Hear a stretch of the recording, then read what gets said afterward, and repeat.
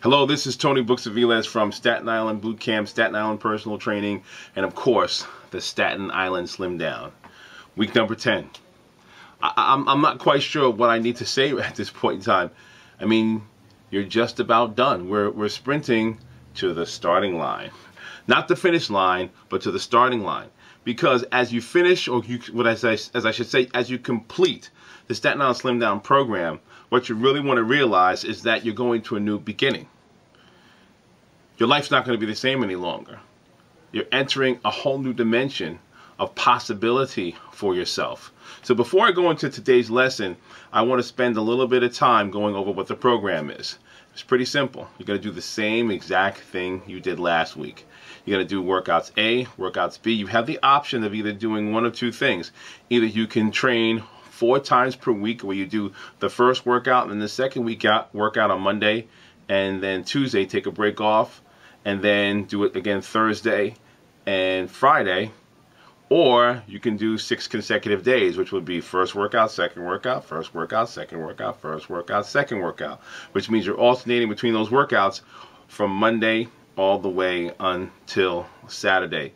The eating is going to stay the same. You're going to rely on your metabolic nutrition, except on the 3 consecutive days where you're going to be doing the carbohydrate rotation.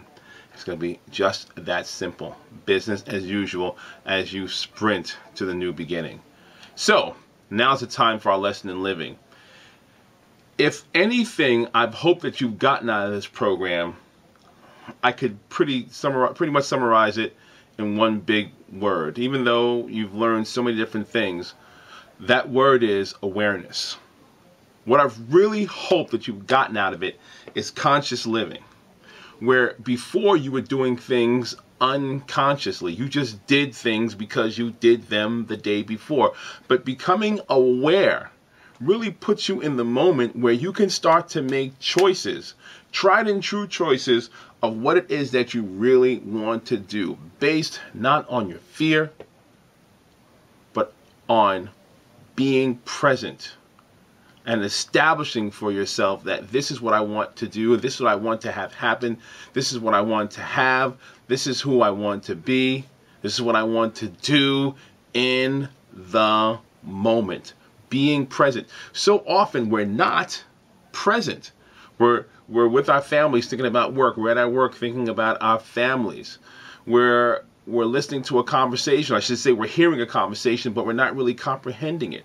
We're not enjoying the very powerful moments of time that we have available to us. A great book written by Anthony DeMello is Awareness, and I recommend that each and every one of you get it and read it. It's called Awareness by Anthony DeMello, who is a monk. And I think I might have mentioned that book before, and if I did or if I didn't, it's a great reading. And it says, wake up to your reality. Because it's you being asleep to all your possibilities and things that you have control of in your life is what probably got you to the point of when you started this program. A book by Brian Wansing called Mindless Eating really speaks to that. One of the reasons that many people have been consuming the way they have been consuming is why? Because they're doing it mindlessly. They're not present. They're not aware. They're not conscious. They're not living in the moment. And when you start living in the moment and getting the opportunity to really indulge in what is enjoyable and what is possible, is when you're really being able to take a look at life and to have it or live it in a sense of gratitude with all the opportunities and possibilities that you have for yourself. So again, I'm hoping that you've gotten the opportunity from this to become aware. Become aware of yourself and to start to be in recognition of something so important, your own power. To start to become in recognition of your own power, your possibilities, and that you have the ability to effectuate change in your life. It doesn't matter what kind of change that you're looking for, that you have the power to effectuate change. And we can show this. We've demonstrated this. During this time period, how have we done so? There's so many people who are coming back that are reclaiming their lives. And at one moment, they just became present to the fact that I'm not living life the way that I want to. And as I become present and I start implementing some resources, some effort, and some time, that I can change things, that I can make things different. I'm coming back. I'm coming back. And you probably understand this too, is that you don't have to be perfect. You don't have to be perfect. You just have to be what? Present. And then you have to be persistent. You don't have to be perfect. You just have to be present, and you have to be persistent. And it's with this presence and that persistence that you can start to create reformations of thought. There's a great quote. It's an African proverb that says, if you can defeat the enemy in your mind, then the enemy on the outside can do you no harm. If you can defeat the enemy in your mind, then the enemy on the outside can do you no harm.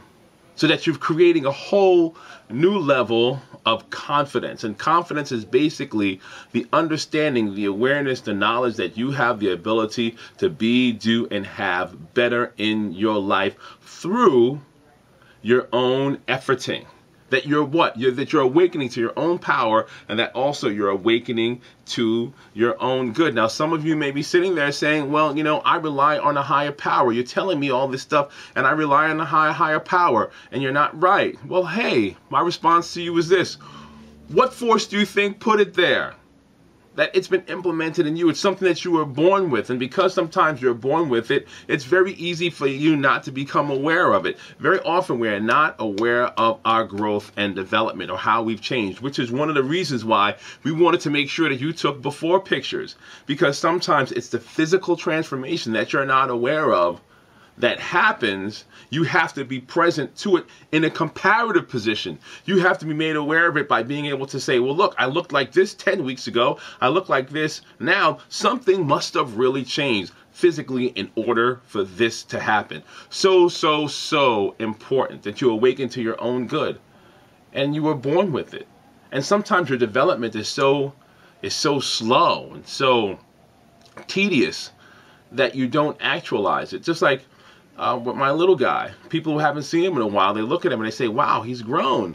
And I may not be aware of it. Why? Because I have the fortunate blessing of seeing him every day. So I'm not necessarily always aware of his growth. But people can see it. And so with that before and that after picture and the way that you've seen that your life is expanded is really going to help you to become aware of how you've changed, and also awakening you to your ability to change. Right? You're changed. You're not the same person that you were 10 weeks ago.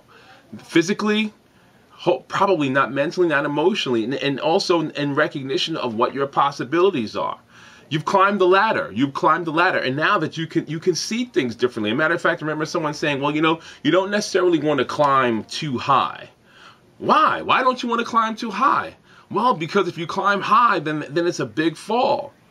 Well, it may be a big fall, but the view is so much better up there. So you have a different viewpoint.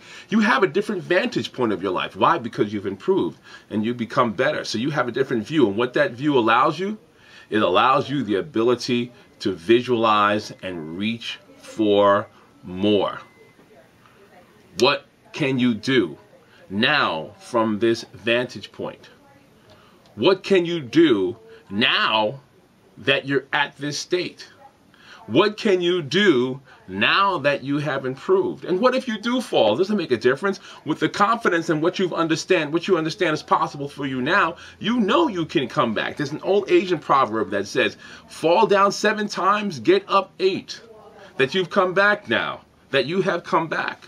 And see what happens here, it doesn't matter what you've gained or what you've lost. When I say what you've gained, not in terms of weight or physicality, but what you've gained in terms of your new awareness. When I say what you've lost, I'm not talking in terms of what you lost in terms of your weight or your poundage. I'm talking about what you've gained and what you lost. It pales in comparison to what you've become as a result of this process. You become different. You're a whole new person now. And now it's your ability to become aware of that and to accept that, and also reach for what is just outside of your grasp. Leonardo da Vinci said that, reach for what is just beyond your grasp. And continue to reach for that because it is available to you. All you have to do is be aware and be present and be persistent. It reminds me of a quote that was written by Marianne Williamson and was made famous by Nelson Mandela, which he said at his inauguration after serving 27 years in prison. And it really typifies exactly where I'm coming from. It says our deepest fear is not that we are inadequate. Our deepest fear is that we are powerful beyond measure. It is our light, not our darkness, that frightens us. We ask ourselves, who am I to be brilliant, gorgeous, talented, fabulous? You are a child of God. Your playing small does not serve the world. There is nothing enlightened about shrinking so that other people won't feel inadequate or insecure around you.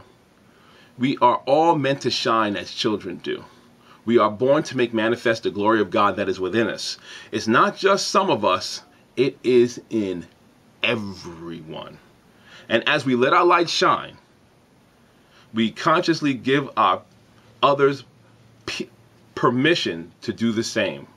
We are liberated from our own fear. Our presence automatically liberates others. So become aware of the good that you have inside of you and your possibility, not just for yourself, but how it inspires others. There's nothing more to be said. You're in your final week. Do your best. Give it your all. And I'll end this the way I always do, with the statement to put your heart and soul in your goal.